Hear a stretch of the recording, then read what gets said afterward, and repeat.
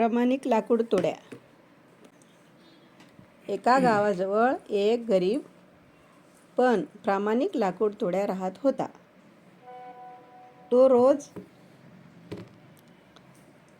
जंगलात जाऊन लाकूड तोडत असे आणि त्यातून आपला उदरनिर्वाह करत असे.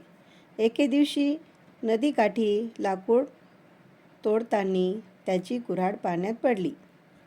तो दुःखी होऊन बसला आणि खूप रडू लागला. टेन्शनमध्ये आला, काळजी करू लागला आता कसं होईल म्हणून, कारण त्याचा उदरनिर्वाह त्याच्यावरच होता. तेवढ्यात नदीतून एक परी बाहेर आली. तिने त्याला सोन्याची आणि चांदीची कुऱ्हाड दाखवली.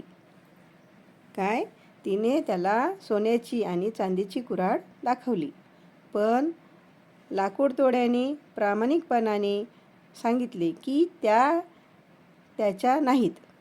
शेवटी परी त्याची जुनी लोखंडाची कुऱ्हाड घेऊन आली. तो आनंदाने म्हणाला, "हो, हीच माझी आहे."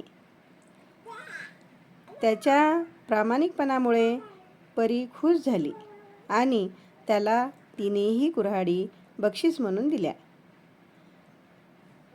शिकवण अशी आहे, प्रामाणिकपणा नेहमी फळ देतो. आवडली का मुलांनो? बघत राहा, छान आहे.